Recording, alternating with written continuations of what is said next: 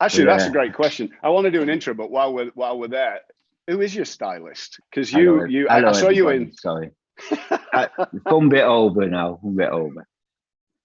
Yeah. Hello, everybody. Back. I was thinking, what the heck's going on here? I can see it in his face. He's thinking, where's he got this guy from? Oh God! All right, Emma, Emma's saying, "Shut up." Sorry, Emma. Emma, keep on in.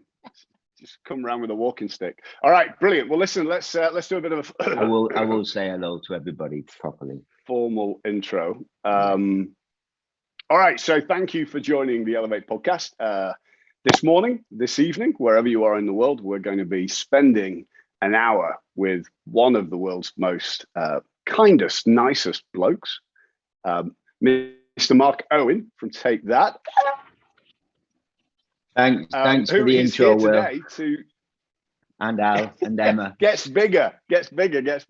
No, so I think just to take a little step back, I think even though we look at those Ivor Novello Awards with Cuba and love, it is actually a recognition of the outstanding contribution that you have made and your fellow blokes have made to British music. But mainly me. That's where I was going to come to. So forget about them. They were on. We've taken them off the podcast for the morning. But to acknowledge it, 56 #1 international singles, 56.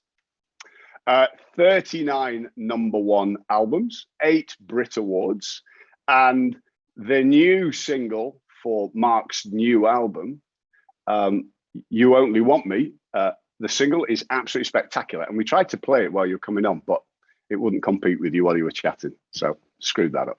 Anyway, what I do love, and what I wanted to actually just kick off with this was... Don't, hang on, Will, I can help you there. You should have said, here you go. I tried it, but the mute... All right, get it on. Yeah, let's do the intro again.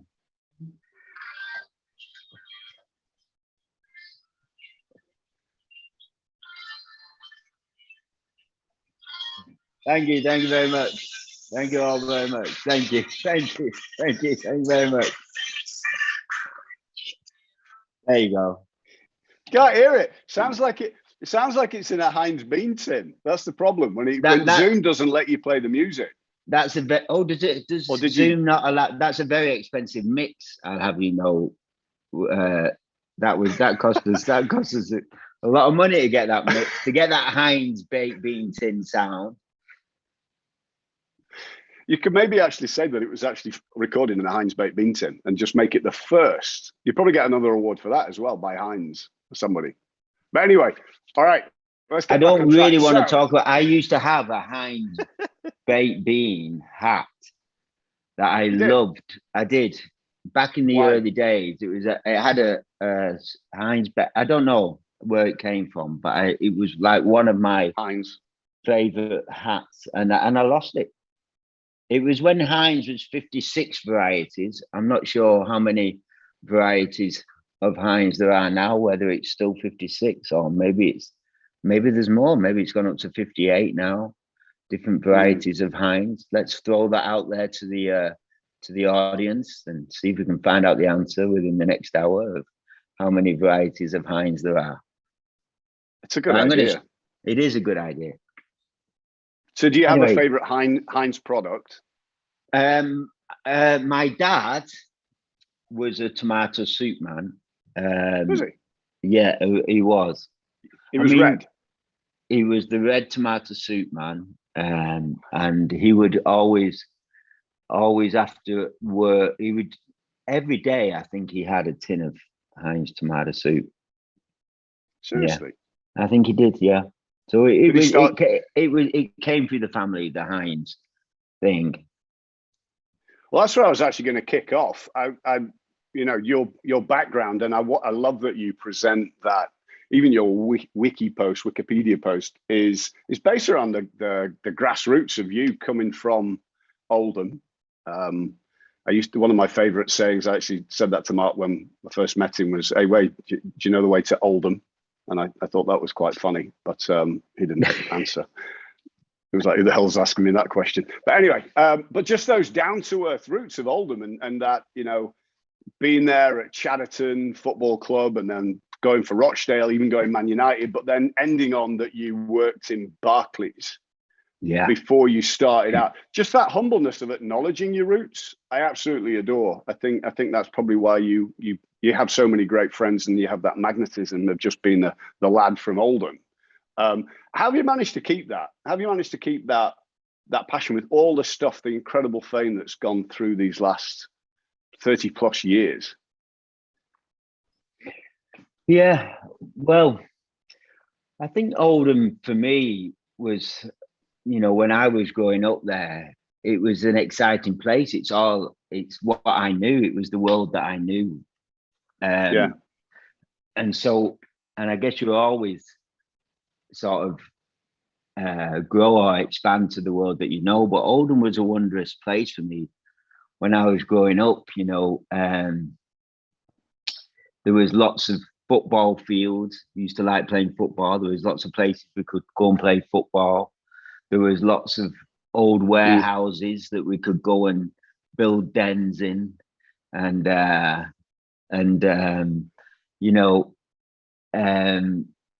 just have fun and girls. It was about the right size that you knew all the different areas, the different districts, so you knew. Like where I was from was a place called Fitton Hill, which was there was a lot of tower blocks where we were. We lived in a terrace house. We moved when I was growing up, probably every couple of years, literally to the next street, or to the even to a house on the same street further down the street. I don't know why. You'd have to ask my mum and dad, but I think it was just something that they wasn't what you were doing in the warehouse. And no, kicking off that you were. No. But we moved quite a lot, always in the same area, and it was great. I learned to break. The first, you had friends that even on the street, there was at the top of the street there was a group of like 4 lads who you didn't, and your 4 lads were at the bottom of the street. We had quite a long street, and you had your little sort of rivalry, but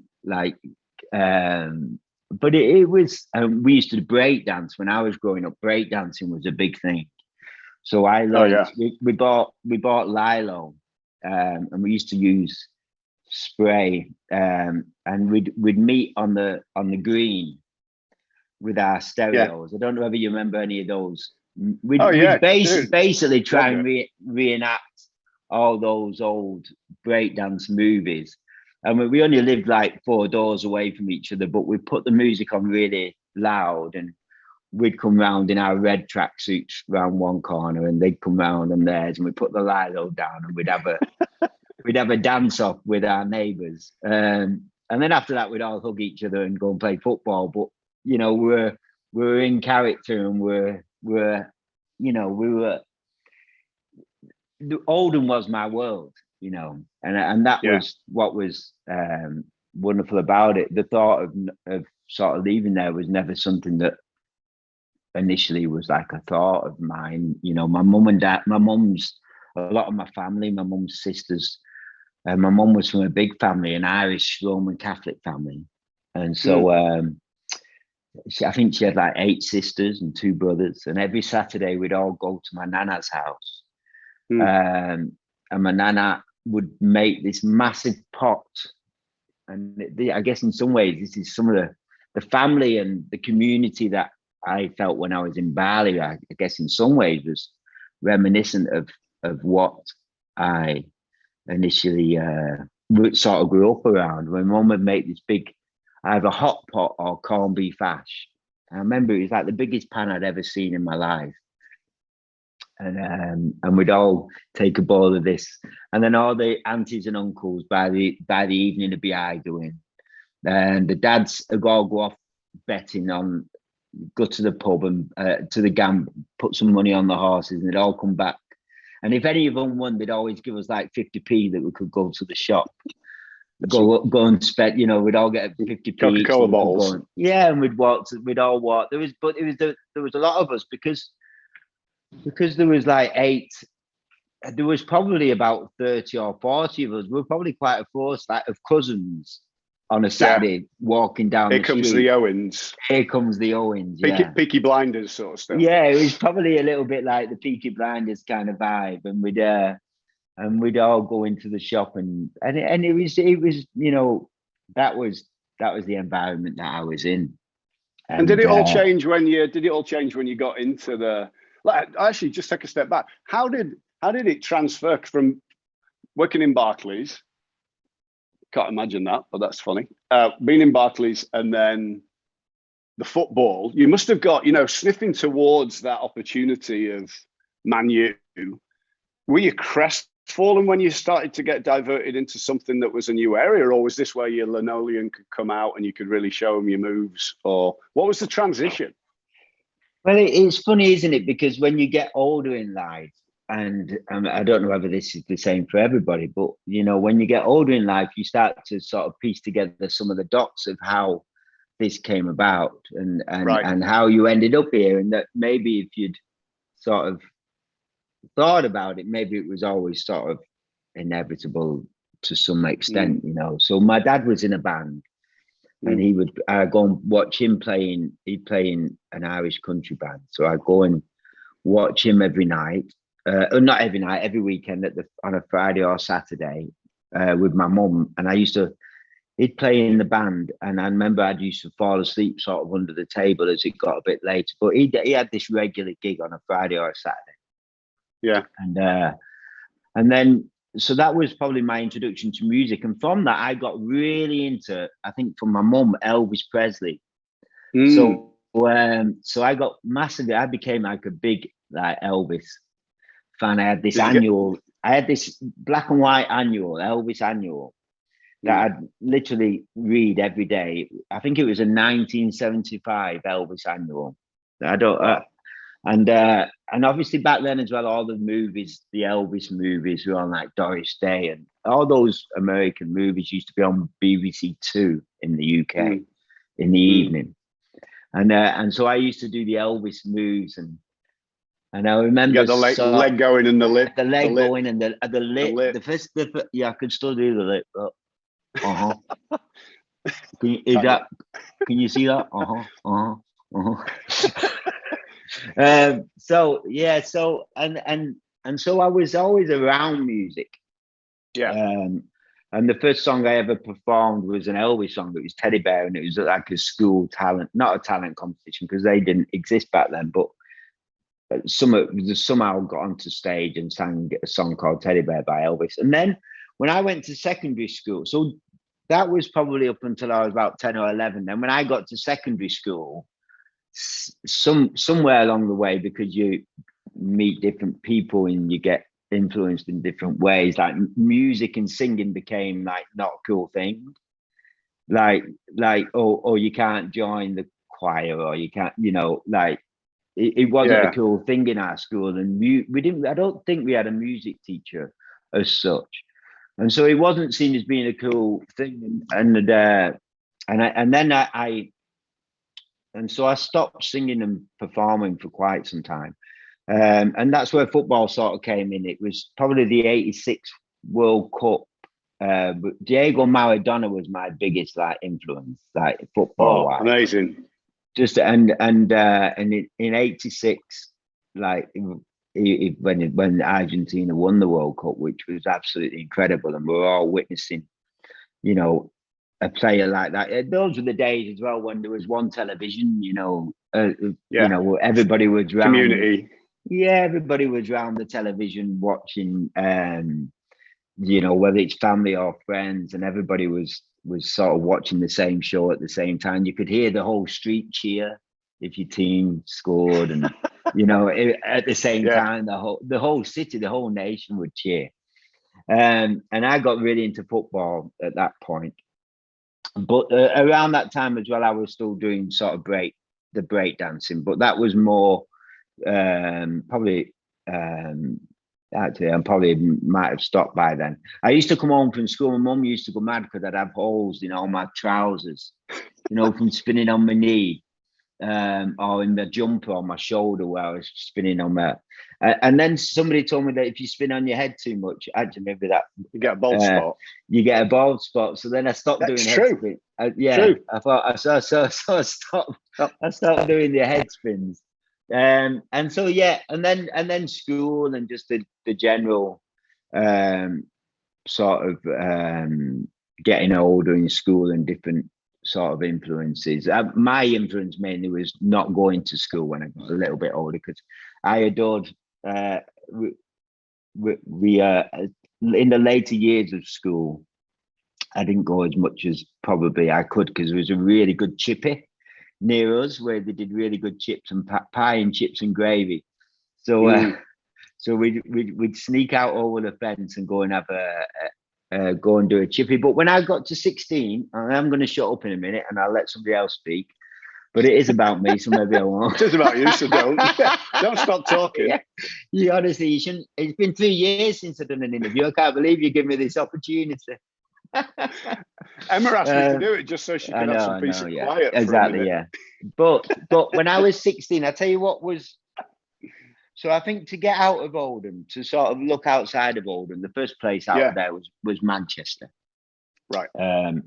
And because that was the main city outside of Oldham, and I think the main way out of Oldham as I was getting older that I sort of realised that was probably, if you wanted to go on to other things, was football or music. Right. And there was a lot of great bands. The Manchester scene at the time was fantastic. It's like the Stone Roses and Echo and the Bunnymen were coming. There was just a lot of Manchester bands, and James and a lot of people were sort of, after school you'd talk about, what band you're going to go and see playing at a certain venue. And then we had the Hacienda, which was again a massive place that we'd all try.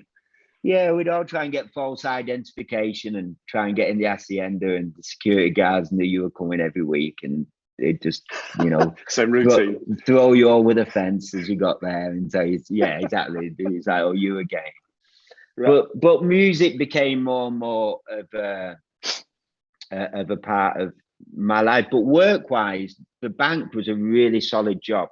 So when at 16, what were you doing in a bank? Well, I wanted to, at 16, YTS was a big thing back in our day, back then, where you used to get like a youth training scheme. And I wanted, most of my friends went to work at a place called British Aerospace. They all went on to engineering at British Aerospace, but it really helped if you had a family member who was there. And a lot of my friends had fathers or uncles. But I thought I'd get in there, and I think that was a disappointing time for me, is when I didn't get into British Aerospace, but all my schoolmates went to there. I tried to get in. I tried the one near Preston, and then it didn't work out. But I remember being a little bit gutted about that, and a little bit unsure of, because I'd sort of followed my friends through secondary school. Whether that was to the chippy, or whether that was to the football pitch, or whether that was to the cinema, or wherever it was, I sort of followed them. It was okay. They knew where they were going, and I didn't really know, and so it was okay for me to follow them. And then they all went off somewhere where I couldn't go. I couldn't get in. I couldn't even climb over the fence to British Aerospace. I'd probably be dragged off by security. So I had to try and do something. For myself. And so I went for a job interview in Manchester at Barclays Bank. I got this lovely blue suit. I can remember, and it was probably about 3 times too big for me. And it was the only interview I ever did, the only job interview I ever did. I have no idea how it came about, because I hadn't been to Manchester that many times, so I was kind of a little bit lost with the whole thing. Maybe it was the suit that got me there. So you're asking me about styling. Maybe I've always had that little bit of, I just had the right colour blue suit. Down to Barclays Bank. Well, do you know what? I probably, without thinking about it, knew that Barclays Bank wear blue. I'm in Barclays colours That's today. it. So I might have like Maybe you'll go back there. Do you know what? And the manager, when I left Barclays Bank, which I'll get onto in a second. How long is this Zoom for? It's about 7 hours. Hold on, let me just get comfy. Yeah, get comfy, sit yourself down. Go and put the kettle on, make yourself something. I'll still be here. We'll get to the good stuff in about 3 hours. It's about the long game. Long game. Yeah, long game. 30 odd years. Anyway. Yeah, go on. Anyway, so where was I? Bank manager. Barclays bank manager. So quick bit short, I got a job at Barclays Bank, which I loved because I got onto the counter and I got to meet people. So I wasn't an engineer in British Aerospace. All of a sudden, I was like seeing people every day and around people and customers, and you build these relationships with Doris, who lives at number 70, and then Fred comes in to cash his check every Wednesday, and you know that he's spent up, but you still give him 20 quid because so you build these little relationships and with these people, and I did that for about a year and a half. But during that time, I had this girlfriend. It always comes down to a girlfriend or boyfriend. You know it does. You know, no matter what you do in life, always comes down to some relationship thing.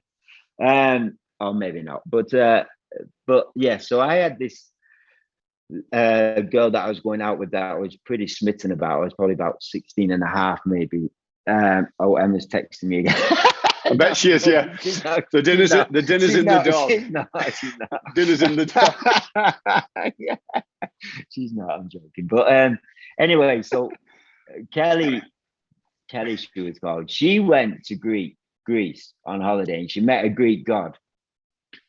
I couldn't, not me, I couldn't compete with the Greek god. But strangely enough, my breakdance name, if we're talking about lining up dots, was Zeus, who is a Greek god. There he is. It's all coming full circle, you see. They're all coming full circle. Anyway,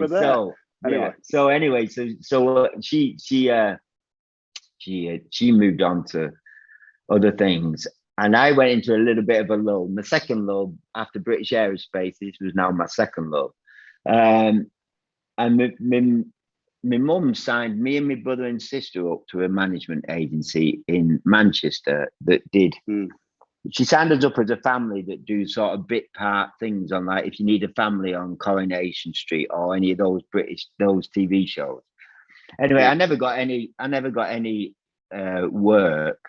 I signed up to them. I never got any work, but there on a Wednesday night, they used to do these things that teach you how to sort of go out into the big world. I don't know how old I was. I was probably 17 now. And one time I remember we were doing this class on sort of like looking after yourself, like personal hygiene or personal grooming or whatever you call it. How to bathe. Yeah, so we do these things. Yeah, how to bathe. Brush your teeth. How to brush your teeth. How to wash your hair. You know, basic stuff. All key for a man. Yeah, all key for a man. Yeah. So or woman, but and my manager, a guy came in the room and he was called Nigel, who ended up being Take That's manager, and he wanted to put a band together. Basically, he wanted to put a northern band together. So he came over to me and said, "Do you want to be in a band?" In my head, I was thinking Stone Roses, you know, Happy Mondays. I was like, "Yeah, man, I'm down with that." Elvis Presley. Yeah, I mean, the bands in my head were not quite the bands that we ended up starting off as, but that was it. And so I went to a rehearsal room in Le Card, which is in Manchester, by the canals.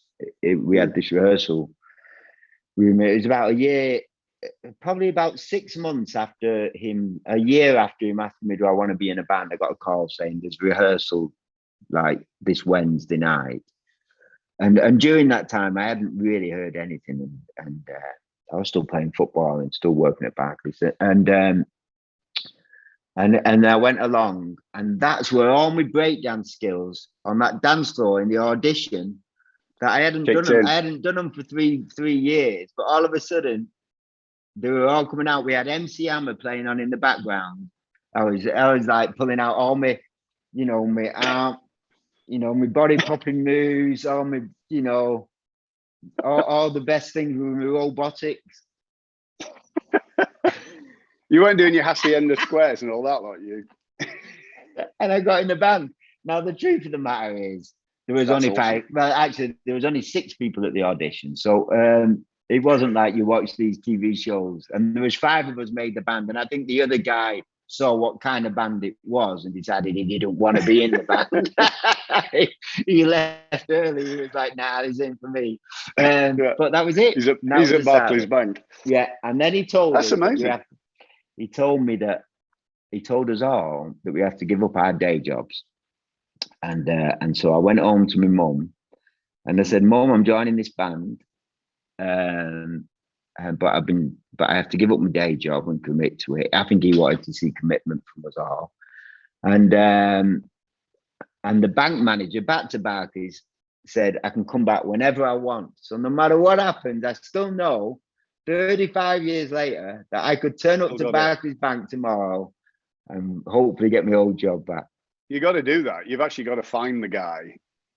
Maybe you have to dig him up, but you have to. So, but hold on. What did Mum say when you said, "Mum, I'm going to jack in the bank and start a band"? Did she refer to your father? Was it like, "Ooh, your father's son"? Do you know what? Or was it? I don't know. I don't know quite what conversations they might have had, like in private.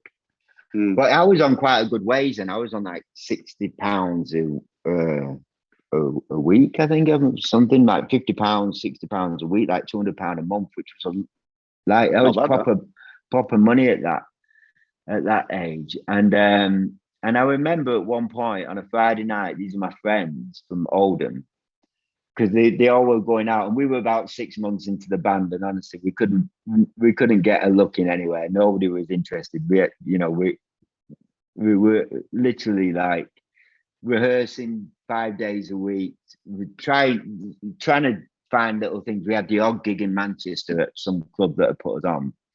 But and I remember my friends giving me a card with like £80 in it, so I could go out with them for the weekend.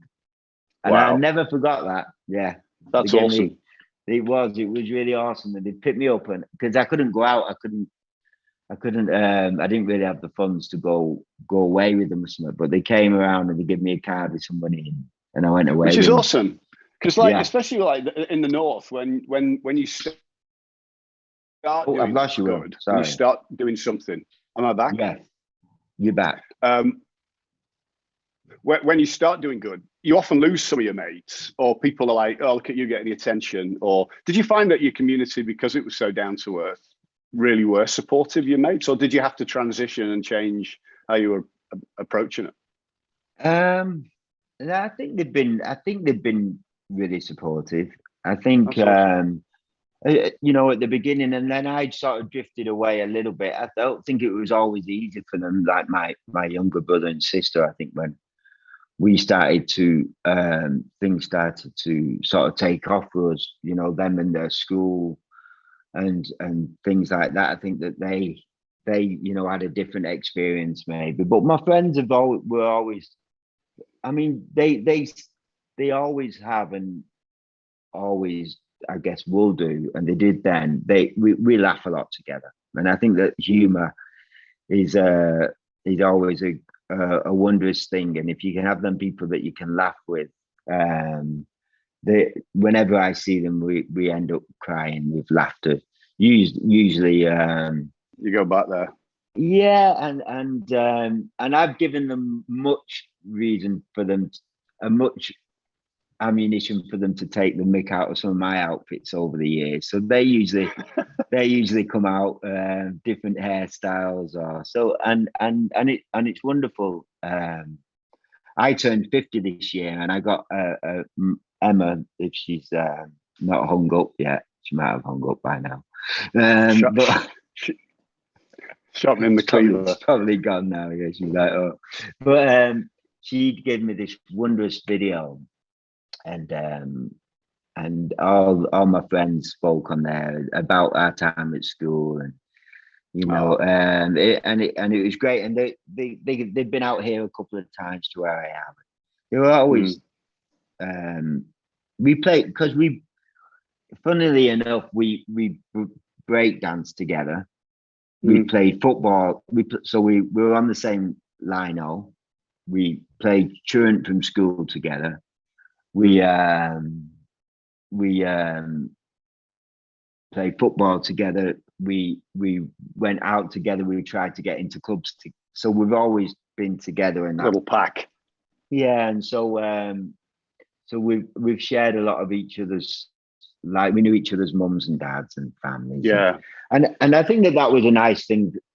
Even when the band started, is we were dropping each other off at their homes and having a cup of tea with each other's mums and dads. And so there was always a Mm. family sort of energy around what we were. We were driving ourselves up and down the country, but then we were dropping off. We'd draw straws to see who could get dropped off first so they Mm. could get to bed earlier. And, so I think that's still a part of what we do. There's always been quite a close unit, and I think I've had that in my family and in my life as well, really, and in my music, really. Yeah, I think once you keep that grounding, everything's in the right place. So let's just go back to the journey a little bit. So what was the tipping point? What was the point where Take That was struggling to get anywhere, and then suddenly you got embraced into a whole new sphere?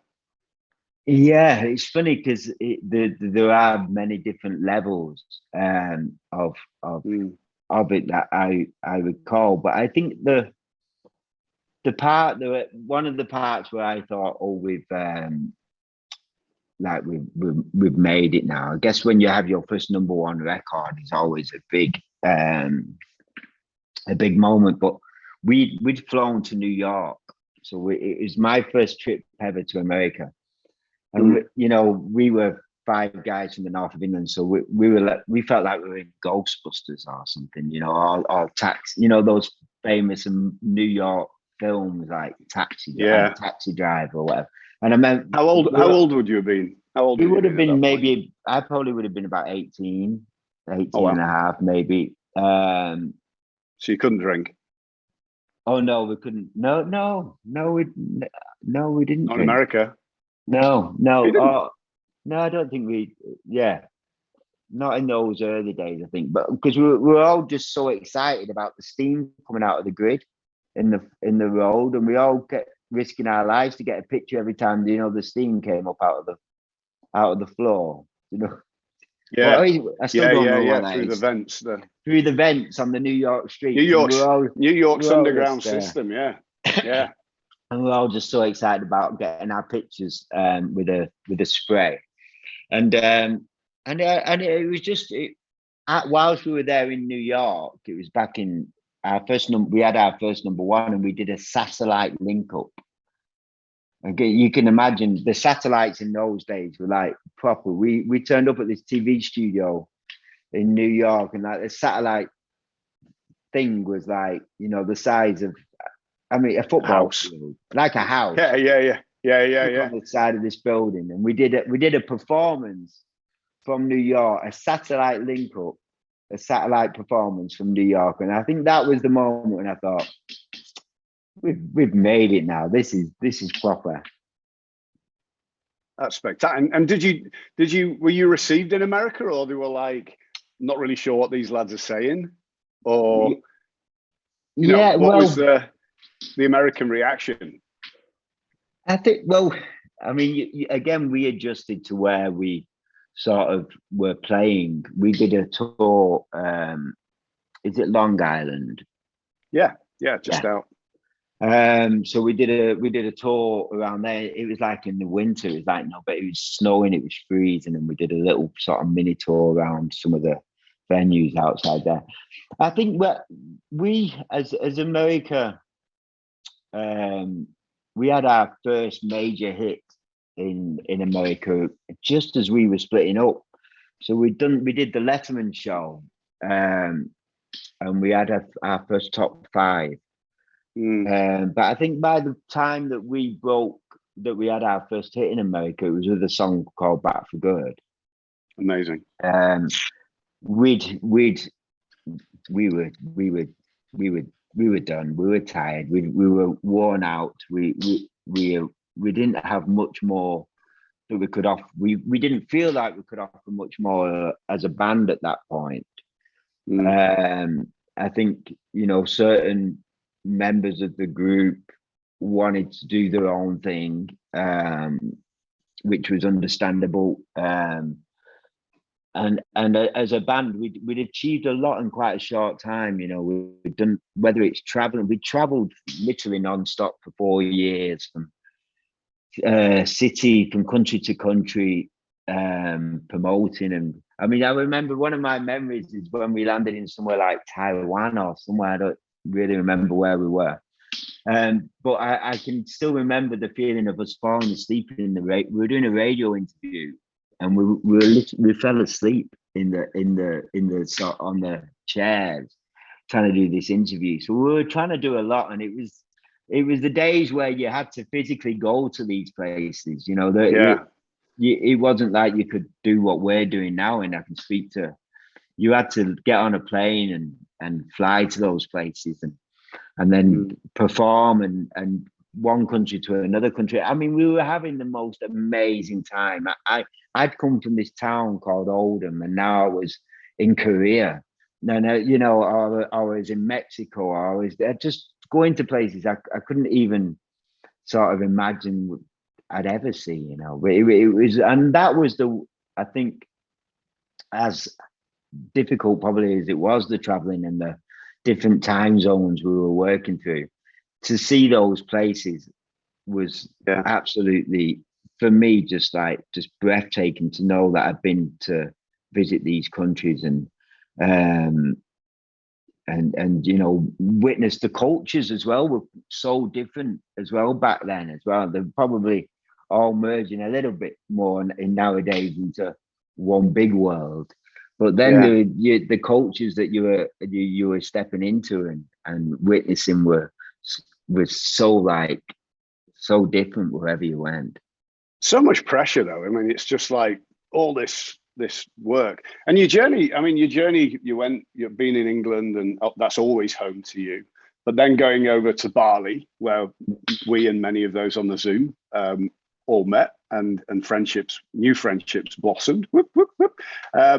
What was that? What was the reason? I never asked that. What was the reason that you went to Bali? What was it? I mean, you've been to all these countries in the world with the band, and then you picked one island remotely in the middle of nowhere. What was the catalyst for that?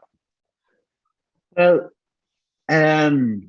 I can take no credit really. It's my wife. She was completely the inspiration. We were at like a charity event, I think, in London, and we were sat next to somebody who was one of the founders of the Green School, and so the school was what drew us in initially. Our kids, we were living in the countryside and going to the same school, and within the sort of structure of what education is wherever you are in the world at that time, we just saw a window where we could try to do something really, really different. And one of my, and in a way, that's like the band turning up in New York with our 5 suitcases. That feeling where you don't know what. I remember when we landed in Bali, and I looked around, and I thought we were all really sort of brave in some ways. We had 5 suitcases. It was just us. There was no plan. There was nobody meeting. We didn't really know what we were doing. We packed our cases and just decided to go on this adventure. And it was so great that we were just doing something together. I think as a family, it came really at a great time and really bonding for us as a family. To just land somewhere that we had no idea what we were sort of stepping into or what we were doing really, but we just heard wondrous things about the school. We wanted our children to witness something different, the bamboo school, and for them to also see again some different cultures and be around different people and have that experience. And so it was a great, the timing just worked out that we were able to make that move. And what a great sort of chance to sort of stand back from the rest of the craziness of the world in such a spiritual island. You know, your kids are there in the mud, the mud pits and making stuff, and foxes running around and all the stuff that I remember, the beautiful elements and spirituality. But then that felt like a really nice chance to stand back and go, okay, now where are we going to put our roots for the time being? And you always talk about America and Los Angeles as being this incredibly inspiring wow of a place. When we were chatting earlier, like, it was just the blue sky and a cup of coffee. That's just that grounded element. And now, and I'd love to I want to get to the meat of the thing, that Land of Dreams, the new album, is because even us as chatting as lads earlier, we're like, oh, there was Chips and Starsky and Hutch and Miami Vice and all these different cultural things of America. Do you find America is the reflection of the album's name, Land of Dreams, just as that opportunity, or what's the backstory? Well, I think it's in there. I feel a 5-year-old sort of boy, the dots joining up, and when I was growing up, America seemed so far away, and you grew up, like we said, with the films like The Goonies and E.T. and all those sort of wondrous, mainly Steven Spielberg movies. I seem to have been attracted to. So and so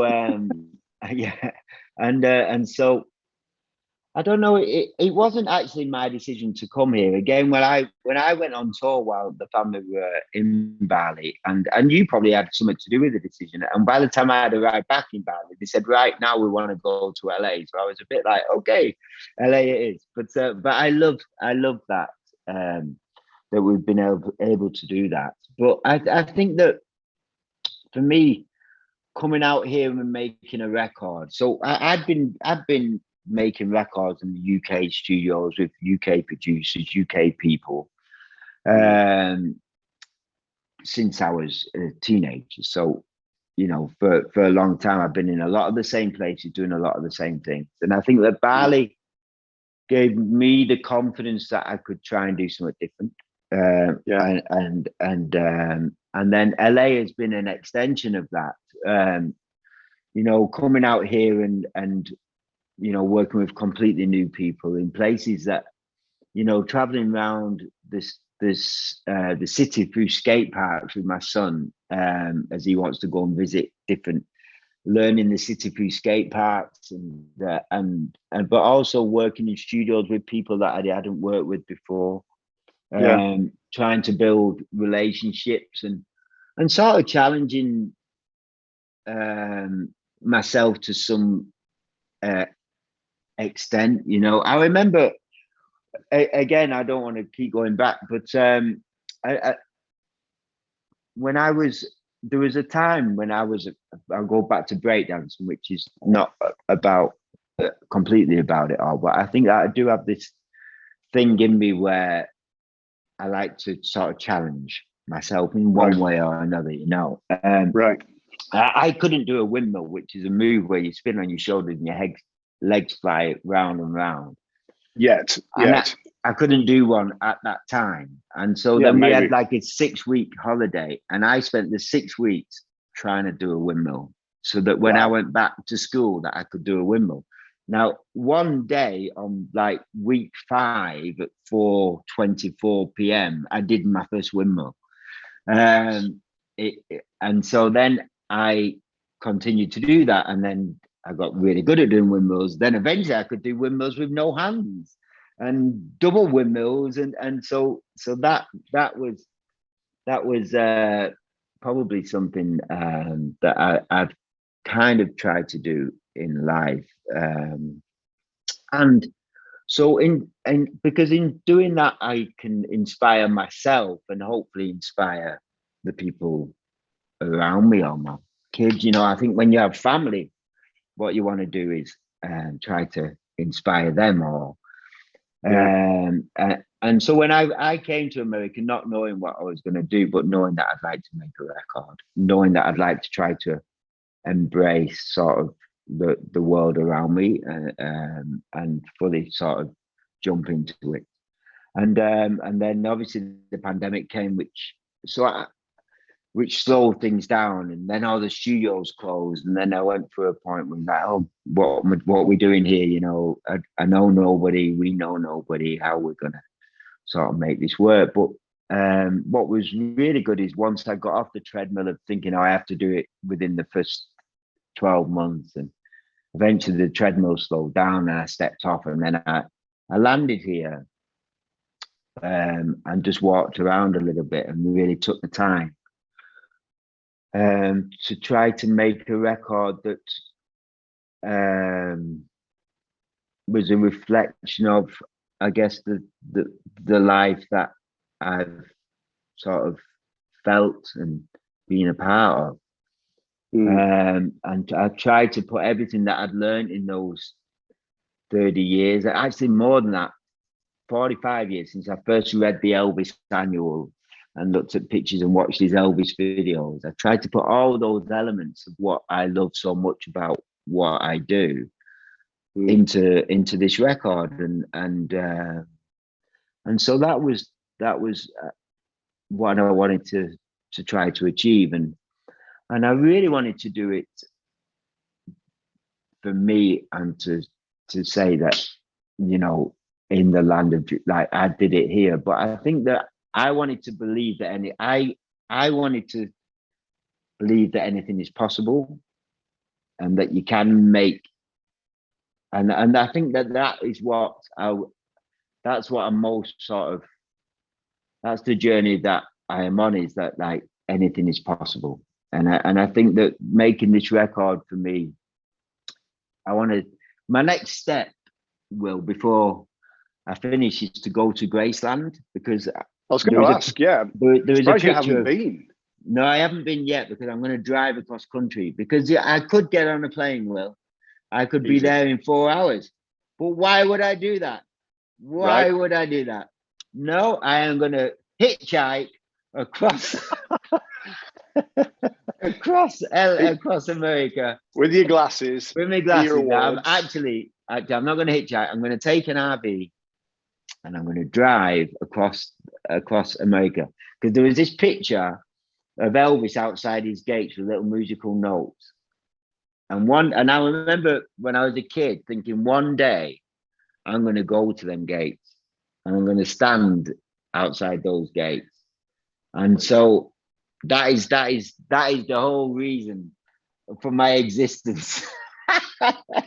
What an awesome full circle. I'm going to go, and so that, I guess, is part of the land of dreams, is to get to those gates, and in doing that, in my 5-year-old getting there, he's been dumped by Kelly. He had to give up his job at Barclays Bank. He had to wear some crazy outfits. He's been to New York. He's been in a band, out of a band. He's been, the journey it's taken, but he hasn't given up, and that's the wondrous thing, is he hasn't given up, and so that's the land of dreams, I guess. Never give up. There's so much love for what you're doing and how you're doing it. Spectacular. So the new album, when's the launch? And I have no idea. When you finished it? Yeah. No, I've finished it, and that was a great feeling. It's out in September, and I'm really pleased. And when you touring? When you touring? When's the tour kicking off? We're doing some gigs, some festivals. in the summer. We're going to do some festivals back in the UK and in Europe, and mainly I think we'll tour 23, but we're doing a Yeah. few gigs in 22 as well. Mm. But it's been great, and I'm really pleased to be able to be at this stage, you know, reaching 50. And another thing that I had the realization somewhere between over the last few years is I didn't want to do it sort of half-hearted, you know. I didn't want to. I wanted to really go for it, and not just talking about the record. I'm talking about life. I wanted to really go for life and go at life and whatever that looks like and whatever that sort of feels like, and try to remember that, like, I've been on this planet for 50 years, never mind anything else, like whatever journey I've been on or somebody else has been on. That's a long time to be on the planet. You know, 50 years is a really, really long time. And who knows, you know, where life will go from here. But I just wanted to go for it, and I really want to try to just be grateful and really take in my existence on this planet for however much longer that may be. Or, you know, I managed when I was back in England the other week to go and see my mum and dad again, and just, you know, just try and really embrace. And I know it's not the easiest thing in the world, and there's so much, but just try and embrace every day, really. Whatever, and just try to be grateful for, you know, where I am in the life that I've, for this moment speaking to you, Will, on a Zoom. I mean, this wouldn't have existed 50 years ago. The fact we can even do this somehow through the wondrous part of the and I think that's the beauty of the timing of the album as well. You know, we are on a land of dreams. We are on a planet of dreams, and you only have this time. So kick it out the park, put the boots back on, do the propeller helicopter, whatever you're calling it, and live it. And for you to actually at 50, at that point of that incredible wisdom, to be able to reflect that back to the people that love you dearly in all countries, is awesome. So even as that catalyst, that it is bigger than just a location, it's an opportunity of us being here. Yeah, so and I see it in my children. I see it in people around me as well. Like, and they're inspiring. You know, every day they inspire me in one way or or another, and they most of the time not aware of it. So I'm just I want to try and give that back to them. You know, show that, you know, that this world and this that we're living in can be wonderful and can be like beautiful and can be magical and can be all those things, and just go for it. And I think Emma, my wife, keeps saying to me, the first song I've done is a song called "You Only Want Me." And usually for those who don't know, I'm quite good at like the shoegazing sort of like low, keep your head down, like performance or on stage or low, not always low key, but this song is called "You Only Want Me," and Emma says to me, she said, you can't go up there and sort of be shy and perform it in a, like, you know, I'm not sure, but and she's like, and I'm like, you're absolutely right. I have to go out there and go, ta-da, jazz hands, ta-da, to like life and everything, and just go, and this is my dog.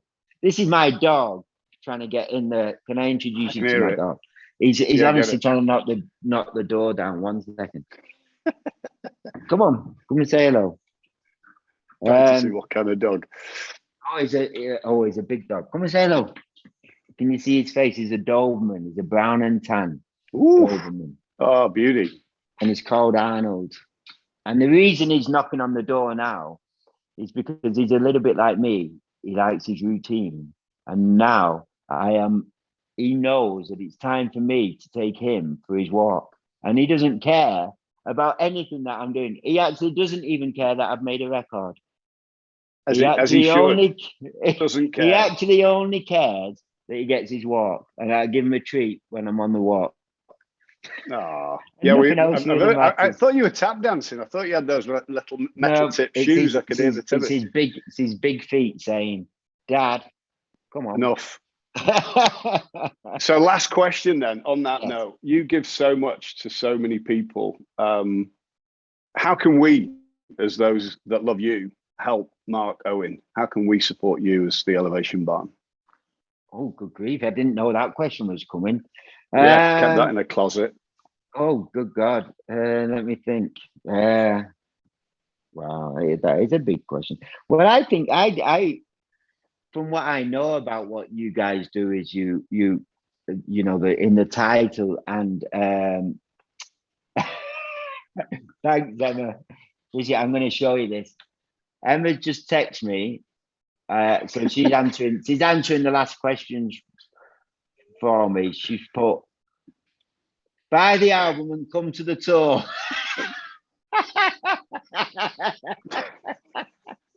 Good lass. Love it. She's not mucking about, is she? But no, it's no, you don't have to do anything to help me. I'm very grateful that you tuned in. I'm grateful that you tuned in. You already helped me. You were my first practice of an interview. So like I say, I haven't done one for 3 years. So I had an audience, and I've got all my words out. All the cobwebs out. Yeah. So thank you, Mark. Go walk the dog. I just want to say thank you on behalf of everyone at the Elevation Barn, our global community, and for everybody, all the friends that joined tonight. Thank you for being awesome. I think You Only Want Me is the perfect single, because we only want Mark Owen. Ta-da! And do buy the album. Ta-da! There it is. Do buy the album. Emma's right. It's the first single. I can't get it out of my head for the last 2 weeks. So thanks for that. The wife's pissed at me humming constantly. But you deserve such great success and such a beautiful man. Thank you for being you. Give our love to Emma Eldwood Fox and Willow, and cuddle them all, and enjoy your time with the blue sky and a cup of coffee. Yes, bless you all. Thank you for coming down, and lovely to see so many familiar faces again. Good luck, all of you. We'll see you out there. Take care. All right. Thanks, Mark. Inspire. Do it. Ta-da. How do I